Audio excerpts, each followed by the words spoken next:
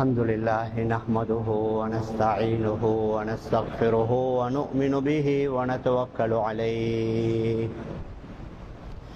ونعوذ بالله من شرور أنفسنا ومن سيئات أعمالنا من يهده الله فلا مضل له ومن يضلله فلا هادي له وأشهد أن لا إله إلا الله وحده لا شريك له وأشهد أن سيدنا ونبينا ومولانا محمدا عبده ورسوله صلى الله على سيدنا محمد وعلى آله وأصحابه وسلم تسليما كثيرا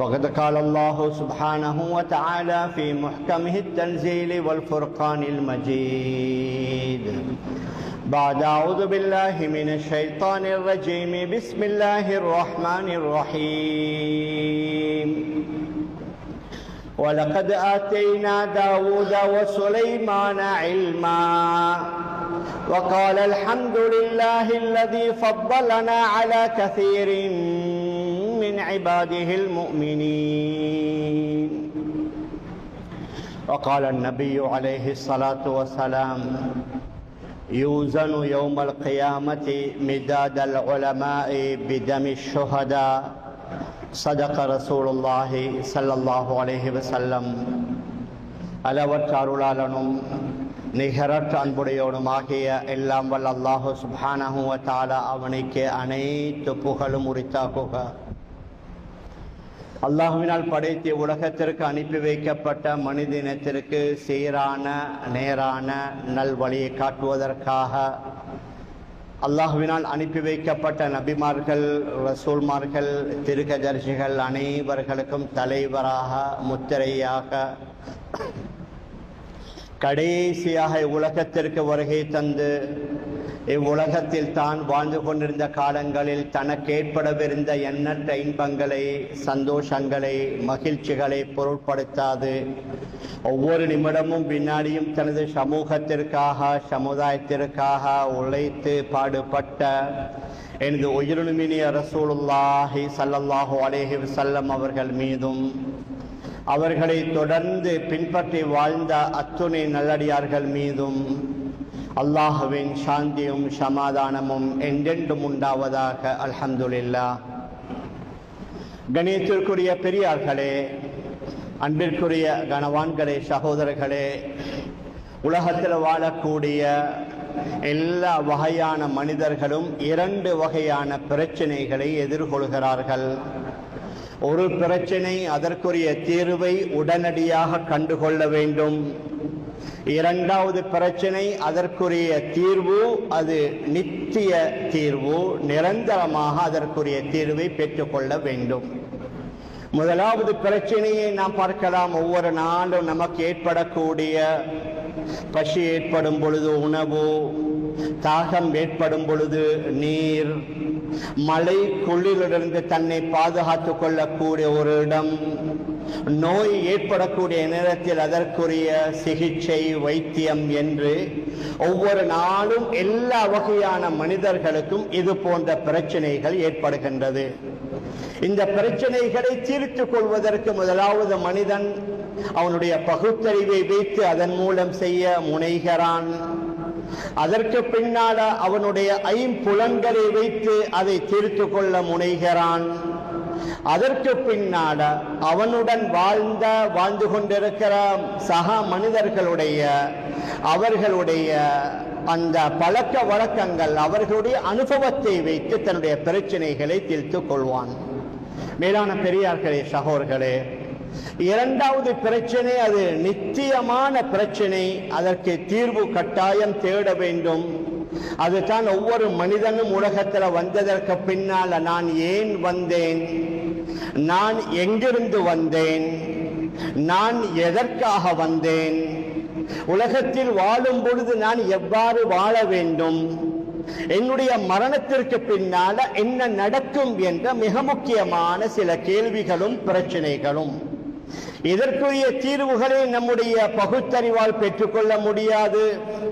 இதற்குரிய தீர்வுகளை நம்முடைய ஐம்புலன்களால் அடைய முடியாது. இதற்குரிய தெளிவை, பதிலை அனுபவசாலிகளிடமிருந்து பெற்றுக்கொள்ள முடியாது. இதற்குரிய பதிலை தருவதற்காகத்தான் அல்லாஹு சுப்ஹானஹு வ தஆலா வஹி என்ற ஒரு முறையை ஏற்படுத்தியிருக்கின்றான்.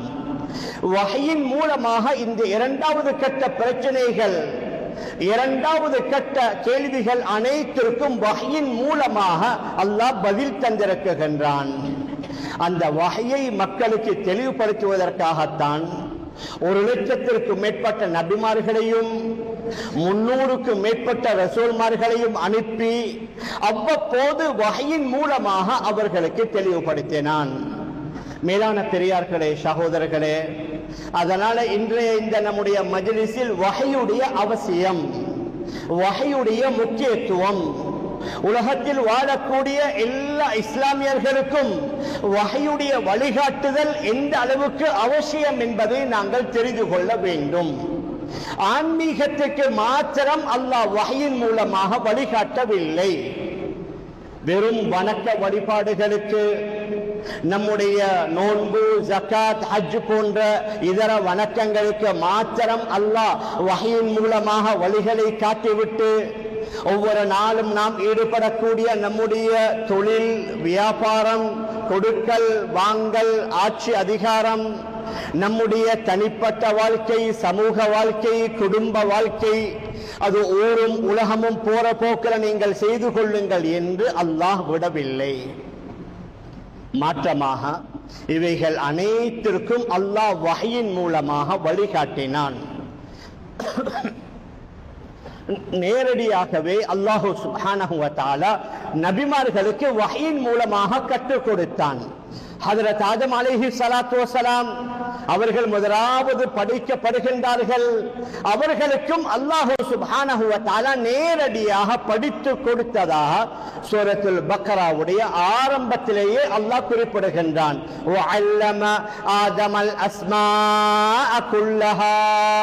அவர்கள் வாழும் பொழுது அவர்கள் பாதிக்குகின்ற, புழங்குகின்ற அனைத்து வஸ்துக்களுடைய பெயர்களையும் அல்லாஹ் சுப்ஹானஹு வ தஆலா நேரடியாக ஆதம் அலைஹிஸ்ஸலாத்து வஸ்ஸலாம் அவர்களுக்கு கற்றுக் கொடுத்தான். ஹஜ்ரத் நூஹ் அலைஹிஸ்ஸலாத்து வஸ்ஸலாம் 950 வருடம் வாழ்கிறார்கள். கடைசியில, இறுதியில அவர்களை ஏற்றுக்கொள்ளாதவர்களுக்கு அல்லாஹுடைய மிகப்பெரிய ஒரு தண்டனை, வெள்ளம் ஒன்று வரப்போகின்றது. அந்த வெள்ளத்திலிருந்து நீங்கள் உங்களை பாதுகாத்துக் கொள்வதற்காக ஒரு கப்பலை செய்யும்படி அல்லாஹ் உத்தரவிட்டான். அந்த கப்பலை செய்யக்கூடிய முறையை கூட அல்லாஹ் ஹஜ்ரத் நூஹ் அலைஹிஸ்ஸலாத்து வஸ்ஸலாம் அவர்களுக்கு படித்து கொடுத்தான். அனிஸ்னஇல் ஃபுல்க பிஅயுனினா வவஹ்யினா, அனிஸ்னஇல் ஃபுல்க பிஅயுனினா வவஹ்யினா. எங்களுடைய மேற்பார்வையில், எங்களுடைய வஹியின் மூலமாக நீங்கள் கப்பலை செய்யுங்கள் என்று ஹஜ்ரத் நூஹ் அலைஹிஸ்ஸலாத்து வஸ்ஸலாம் அவர்களுக்கு கப்பல் கட்டக்கூடிய முறையையும் அல்லாஹ் படித்து கொடுத்தான். நபிமார்கள் என்றாலும் மனிதர்கள், மனிதர்களில் புனிதர்கள். நமக்கு இருப்பதை போன்ற பல தேவைகள் அவர்களுக்கும் இருந்தன. அந்த தேவைகளை நிறைவேற்றிக் கொள்ள அவர்களும் ஏதாவது ஒரு அடிப்படையில் முயற்சிகளில், தொழில்களில், வியாபாரங்களில் ஈடுபட்டிருக்கிறார்கள். அந்த வியாபார முறையை கூட அல்லாஹ் கற்றுக் கொடுத்தான். ஹஜ்ரத் தாவூத் அலைஹிஸ்ஸலாத்து வஸ்ஸலாம் அவர்களுக்கு அல்லாஹ் இரும்பை இலகுவாக்கி கொடுத்தான். அந்த இரும்பின் மூலமாக என்னென்ன கவசங்களை செய்ய வேண்டும் என்பதையும் அல்லாஹ் வஹியின் மூலமாக படித்துக் கொடுத்தான். وَأَلَنَّا لَهُ الْحَدِيدَ أَنِ اعْمَلْ سَابِغَاتٍ وَقَدِّرْ فِي السَّرْدِ وَاعْمَلُوا صَالِحًا. நாம் தாவூத் அலைஹிஸ்ஸலாத்து வஸ்ஸலாம் அவர்களுக்கு இரும்பை மிருதுவாக்கி கொடுத்து அதற்கு பின்னால் அந்த இரும்பின் மூலமாக என்ன செய்ய வேண்டும்? அனி அமல் சாபிகாத், நீங்க என்ன செய்யுங்க? நிறைவான போர்க்கவசங்களை செய்யுங்க. அந்த போர்க்கவசங்களிலே உள்ள வளையங்களை ஒழுங்குபடுத்துங்கள் என்று வஹியின் மூலமாக அல்லாஹ் படித்துக் கொடுத்தான். وعلمناه صنعة لبوس لكم لتحصنكم من بأسكم. நாம் அவர்களுக்கு கற்றுக் கொடுத்தோம். அல்லாஹ் கூறுகின்றான், யுத்தங்களில் பாவிக்கக்கூடிய போர் கவசங்களை எவ்வாறு செய்ய வேண்டும் என்பதை அவர்களுக்கு நாங்கள் படித்துக் கொடுத்தோம் என்று அல்லாஹு சுப்ஹானஹு வ தஆலா குர்ஆன்ல கூறுகின்றான். அவர்களுடைய மகன் ஹஜ்ரத் சுலைமான் அலைஹிஸ்ஸலாத்து வஸலாம் அவர்களுக்கு அல்லாஹ் சுப்ஹானஹு வ தஆலா செம்பை, உருக்கிய செம்பை தண்ணீரை போன்று ஓடச் செய்தான். وَأَسَلْنَا لَهُ عَيْنَ الْقِطْرِ. நாம் அதாவது உருக்கிய செம்பை அவர்களுக்கு நீரை போன்று ஓடச் செய்தோம். وَمِنَ الْجِنِّ مَن يَعْمَلُ بَيْنَ يَدَيْهِ بِإِذْنِ رَبِّهِ. அல்லாஹ்வுடைய அனுமதியை கொண்டு ஜின்கள் அவர்களுக்கு முன்னால வேலை செய்வார்கள். மனிதர்களால தன்னுடைய கரங்களால செய்ய முடியாத பெரும் பெரும் பாரமான தொழில்களை அந்த ஜின்கள் செய்ததாக குர்ஆன் அல்லாஹ் கூறுகின்றான். يعملون له ما يشاء من محاريب وتماثيل وجفان كالجباب وقدور الراسيات.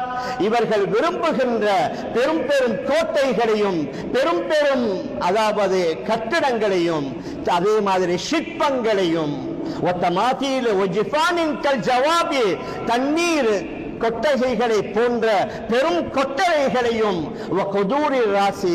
பூமியிலே பதிந்திருக்கக்கூடிய பெரும் பெரும் சமையல் பாத்திரங்களையும் அந்த ஜின்கள் செய்ததாக அல்லாஹ் சுப்ஹானஹு வ தஆலா குர்ஆன்ல கூறுகின்றான். இந்த உலகத்தில் பல மெஷின்களால செய்யக்கூடிய பல வேலைகளை பெரும் பெரும் பணிகளை அந்த ஜின்களை வைத்து ஹஜ்ரத் சுலைமான் அலைஹிஸ்ஸலாத்து வஸலாம் அவர்கள் செய்தார்கள்.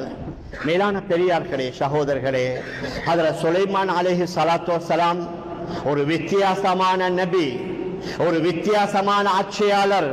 உலகத்திற்கு வந்தவர்கள் வேண்டும் என்றால் சில பகுதிகளை மனிதர்களை ஆட்சி செய்தார்கள். ஹஜ்ரத் சுலைமான் அலைஹிஸ்ஸலாத்து வஸலாம் முழு உலகத்தையும் ஆட்சி செய்தார்கள்.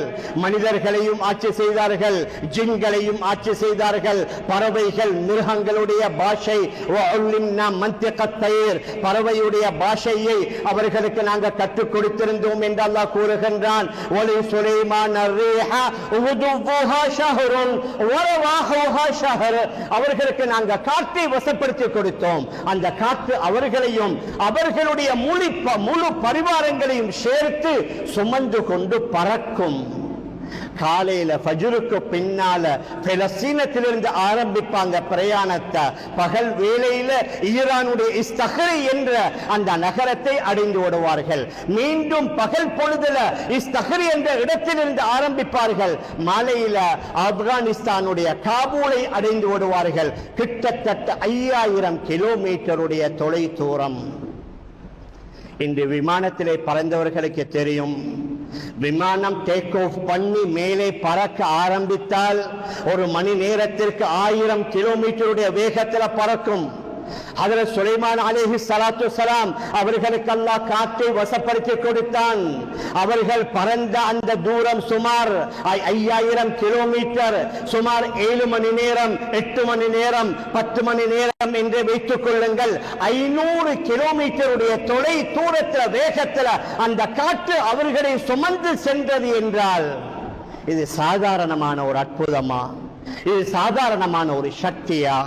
மேலான பெரியார்களே, சகோதரர்களே, நாம் எதை சொல்லிக் கொண்டு வருகிறோம் என்றால் வஹையின் மூலமாக, வஹையுடைய அறிவின் மூலமாக, அந்த அறிவின் மூலம் அவர்கள் செய்த அமல்கள், இபாதத்துகள், வணக்கங்களின் மூலமாக அவர்களுக்கு அல்லாஹ் ஆன்மீக பலத்தை கொடுத்தான், ஆன்மீக சக்தியை கொடுத்தான். அதன் மூலம் அவர்கள் உலகத்தில் மனிதர்களுக்கு ஏற்படக்கூடிய பலவிதமான பிரச்சனைகளுக்கு அவர்கள் விடை பெற்றார்கள். ஹஜ்ரத் சுலைமான் அலைஹிஸ்ஸலாத்து வஸலாம் அவர்கள் மட்டுமல்ல, இஸ்கந்தர் துல்கர்னைன் என்று சொல்லக்கூடிய ஒரு நல்ல மனிதர். சிலர் அவர்களை நபி என்றாலும் பலர் அவர்களை ஒரு நல்ல மனிதர், ஒரு இறைநேசர் என்று குறிப்பிடுகின்றார்கள். அவர்களுடைய காலத்தில் யஜூஜ் மஜூஜ் என்ற பிரிவினர்களால மிகப்பெரிய ஆபத்தும் மிகப்பெரிய சிரமங்களும் மக்களுக்கு ஏற்பட்ட நேரத்தில் அவர்கள் வந்து இவர்களிடம் முறைப்பாடு செய்தார்கள். காலோ யாதல் கர்னைன் இன்ன யஅஜூஜ வ மஅஜூஜ முஃப்ஸிதூன ஃபில் அர்ض் ஃபஹல் நஜ்அலு லக ஹர்ஜன் அலா அன் தஜ்அல பைனனா வ பைனஹும் சத்தா. கர்னைன் அவர்களே, இந்த யஜூஜும் மஜூஜும் பெரிய குழப்பங்களை பண்ணுகின்றார்கள். அவர்களால் நமக்கு மிகப்பெரிய சிரமங்கள் ஏற்படுகின்றது. அதனால அவர்களை ஒரு மலைக்கு பின்னால நீங்கள் தள்ளி அவர்கள் வெளியில வராத பெரிய ஒரு தாப்பையை ஒரு சோரை நீங்கள் ஏற்படுத்தி தாருங்கள் என்று சொன்ன நேரத்தில் அவர்கள் சொன்னார்கள், நீங்கள் எனக்கு எதையும் தர வேண்டாம். காலமா மக்கன்னி ஃபீஹி ரப்பி கைர் ஃபஅயினூனி அன் தஜ்அல் பைனகும் வ பைனஹும் ரத்மா. நீங்கள் எனக்கு எதையும் தர வேண்டிய தேவையில்லை, நீங்க உங்களோட பலத்தை கொண்டு எனக்கு உதவி செய்யுங்கள். உங்களுக்கும் அவர்களுக்கு மத்தியில் பெரிய ஒரு தாப்பையை ஒரு சுவரை ஏற்படுத்துகின்றேன். ஆத்தூனி ஜுபரல் ஹதீத், இரும்பு பாலங்களை கொண்டு வர சொல்லி சூரத்துல் கஹ்ஃப்ல அதை அல்லாஹ் விரிவாக குறிப்பிடுகின்றான். மேலான பெரியார்களே, அன்பிற்குரிய கணவான்களே, சகோதரர்களே, ஹஜ்ரத் துல்கர்னைன் அலைஹி ஸலாத்து வஸ்ஸலாம் அவர்களுடைய காலத்தில் இன்ஜினியரிங் காலேஜ் இருக்கல்ல, இன்ஜினியரிங் கலைகளை அவர்கள் அங்க படித்தார்கள். மிகப்பெரிய ஒரு பொறியியல் விஞ்ஞானியாக அவர்கள் திகழ்ந்தார்கள் என்றால் அல்லாஹ் படித்துக் கொடுத்த அந்த வஹ்யுடைய இல்முடைய பரக்கத்.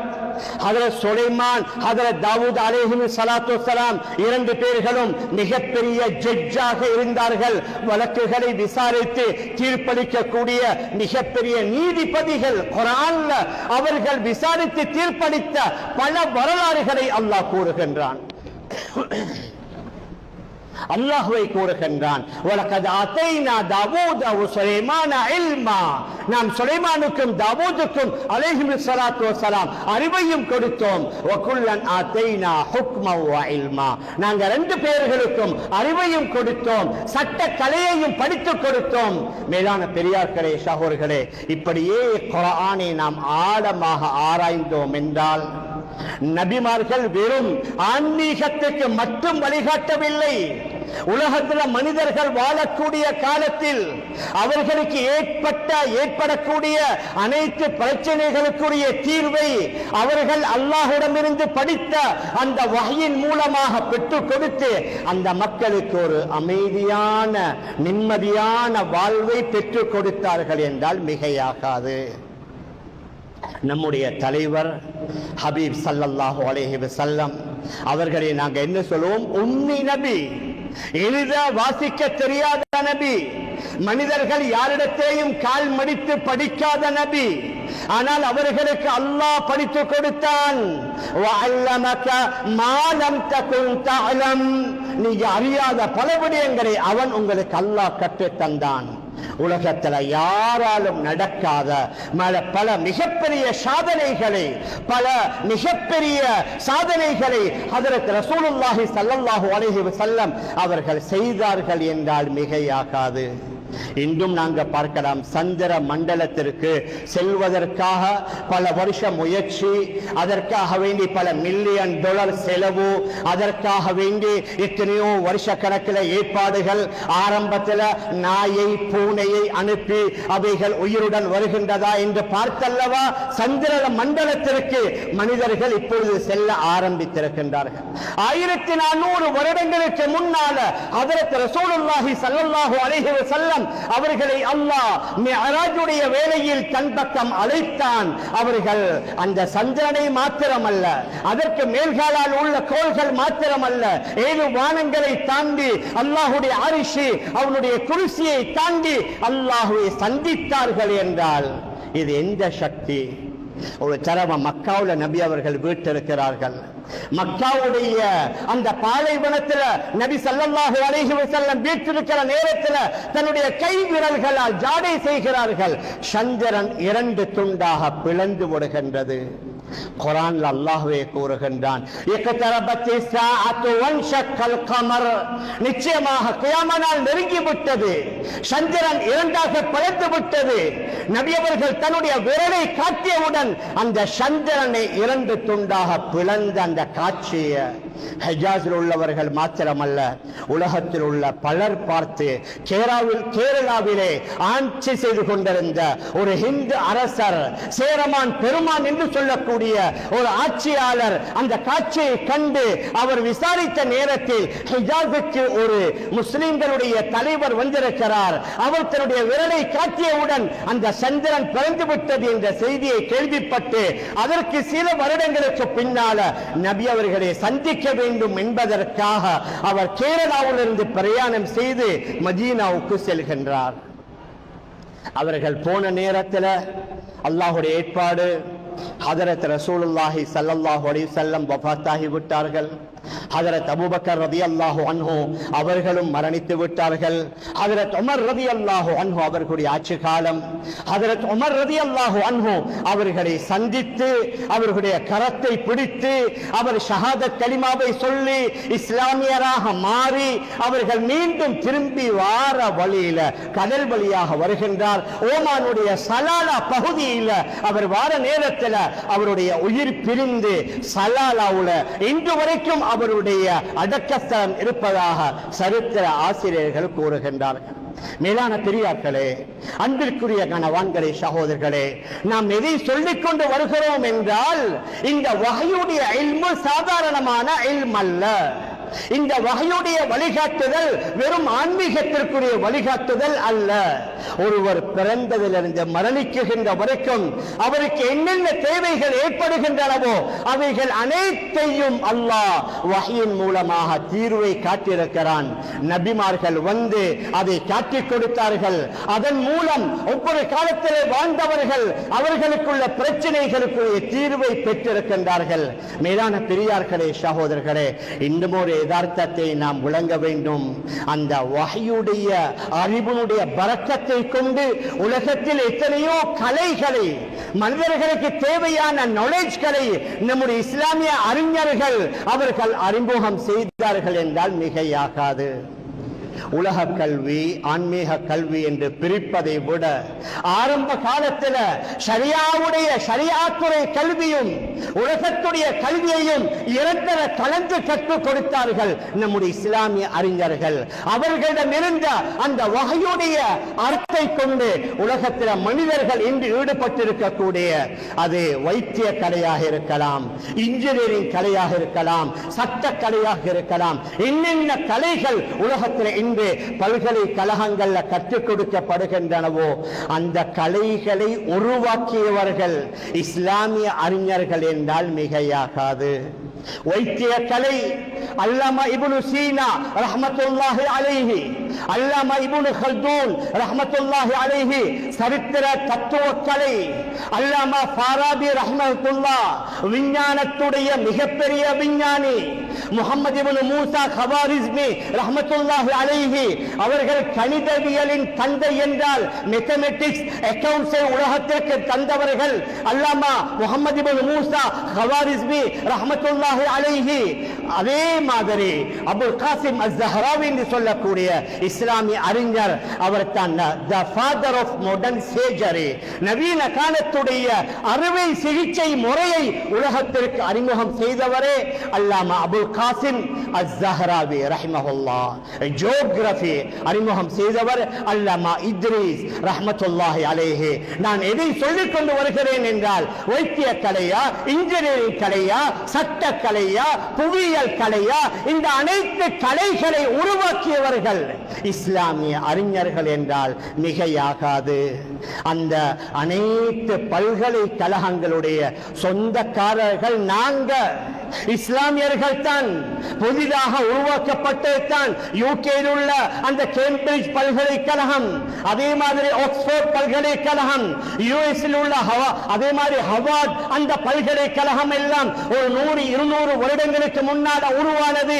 ஆனால் இஸ்லாமிய அந்த அறிஞர்கள் உருவாக்கிய பல்கலைக்கழகம் 1300 வருடங்களுக்கு முன்னால அல் ஜாமிஅத்துல் அஸ்ஹர், அது ஈஜிப்தில் இருக்கிற பல்கலைக்கழகத்துடைய ஆரம்பம் ஒரு மஸ்ஜித் அல் ஜாமிஉல் அஸ்ஹர் என்ற மஸ்ஜிதிலிருந்து உருவாகித்தான் அல் ஜாமிஅத்துல் அஸ்ஹராக மாறிச்சு. தூனுசியா உள்ள அல் ஜாமிஅத்துல் ஜைத்தூனா என்ற பல்கலைக்கழகம் அல் ஜாமிஉல் ஜைத்தூன் என்ற ஒரு மஸ்ஜிதிலிருந்து உருவானது தான் அல் ஜாமிஅத்துல் ஜைத்தூனா என்ற பல்கலைக்கழகம். பக்தாதில் உள்ள அல் ஜாமிஅத்துல் மன்சூரியா என்ற பல்கலைக்கழகம் ஆரம்பத்தில் அல் ஜாமிஉல் மன்சூர். நாம் எதை சொல்ல வருகிறோம் என்றால், உலகத்தில் உள்ள பல்கலைக்கழகங்களுடைய அஸ்திவாரம் மஸ்ஜிதுகள் என்றால் மிகையாகாது. இங்கேயும் மதீனத்துல் இல்ம் என்று சொல்லக்கூடிய மதரசா, அதுவும் இங்க மேல் மாடியில எனக்கு இன்றும் ஞாபகமாக இருக்குது. 1977 நாங்களும் இங்கிருந்து ஓடினோம். முதலாவது ஆரம்பித்தது இந்த மஸ்ஜிதுடைய 3வது மாடியிலிருந்து தான் இந்த மஸ்ஜித் இந்த மஸ்ஜிதுக்கு பக்கத்தில் நடந்து கொண்டிருக்கிற மதரசா உருவானது இந்த மஸ்ஜிதிலிருந்து தான். நாம் எதை சொல்லிக் கொண்டு வாரோம் என்றால், வஹீயின் மூலமாக உலகத்தில் ஏற்பட்ட மாற்றங்கள், உலகத்தில் ஏற்பட்ட பெரும் பெரும் சாதனைகளை அல்லாஹ் சுப்ஹானஹு வ தஆலா பாதுகாக்க வேண்டும். ஆனால் இன்று என்ன பேச்சு நடக்குது என்றா, மதரசாக்கள் கூடிவிட்டது, மதரசாக்கள் அதிகரித்து விட்டது, அதனால் எங்களுடைய நாட்டில் உள்ள மதரசாக்கள் போதும். எங்கேயாவது ஒரு மதரசாவுல பிரச்சனை வந்தா ஆங்காங்கே சோசியல் மீடியாவில் உள்ள ஹீரோக்கள் எழுத ஆரம்பித்து விடுவார்கள். நாங்க ஒரே சொல்றோம் இல்லையா, இந்த மதரசா இந்த அளவுக்கு தேவையில்லை, இந்த மதரசாக்களை இழுத்து மூடுங்க.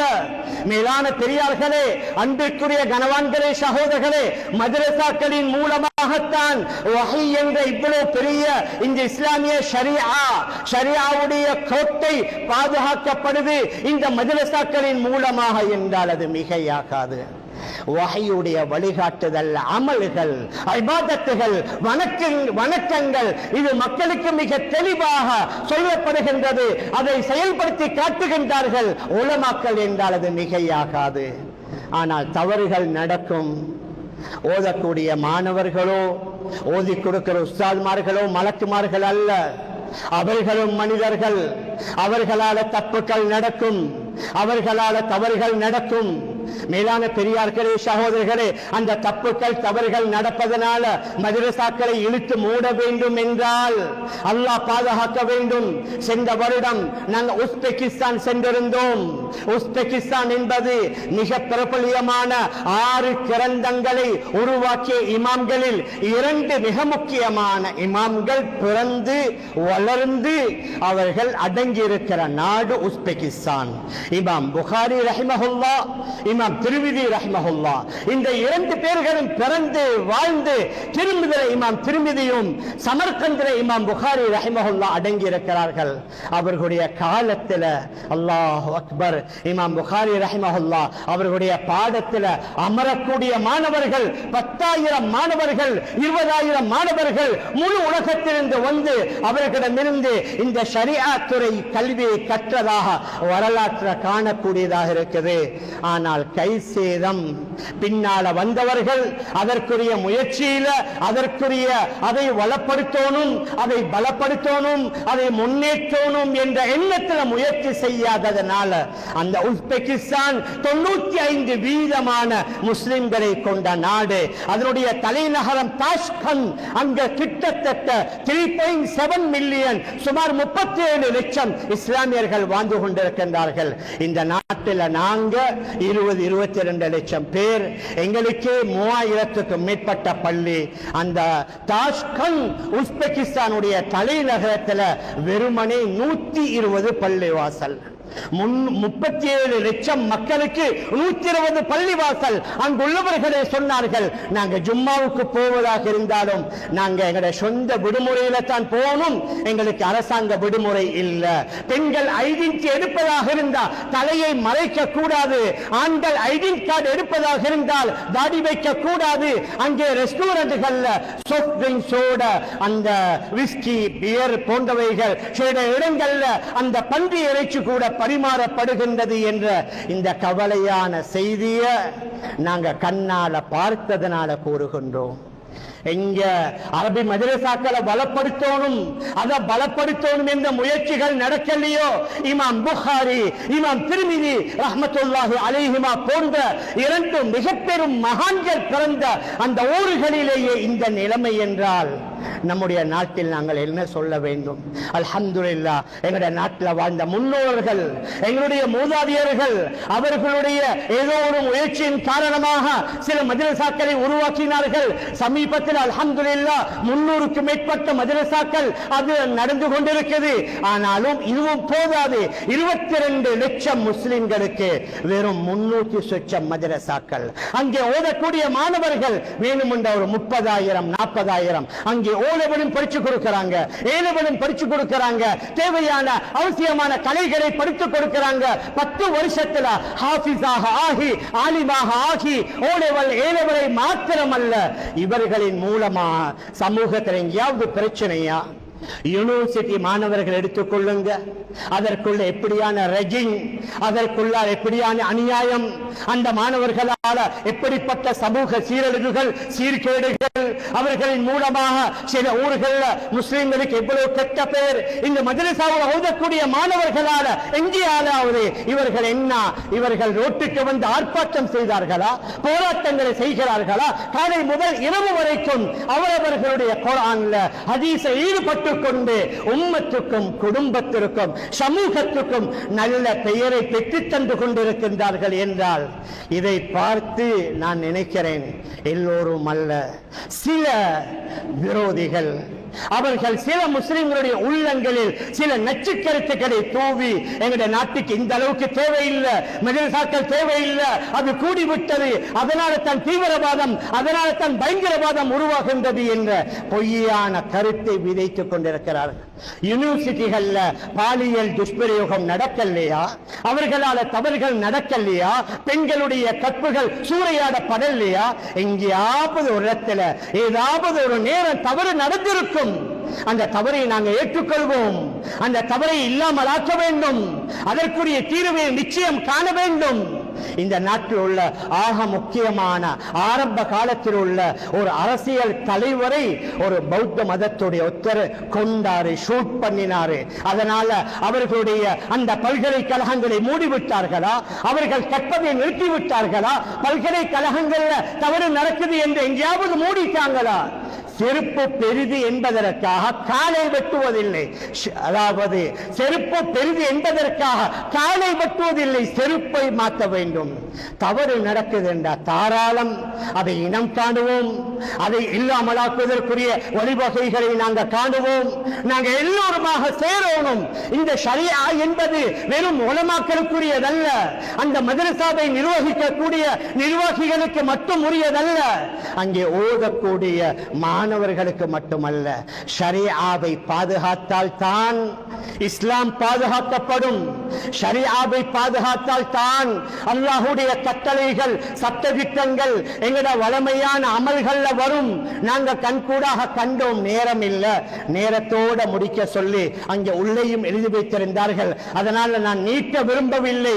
அந்த ஷரியாவை கற்று தேர்ந்த சரியான உலமாக்கள் இல்லாவிட்டால், சில வருஷங்களுக்கு முன்னால மங்கோலியா சென்றிருந்தோம். அங்கே 25 லட்சத்திற்கு மேற்பட்ட இஸ்லாமியர்கள் வாழ்வதாக கேள்விப்பட்டோம். ஒரு மஸ்ஜிது கூட இல்ல. ஒரு மஸ்ஜித் இல்லாவிட்டால் ஒரு பாங்கி சப்தம் கேட்குமா?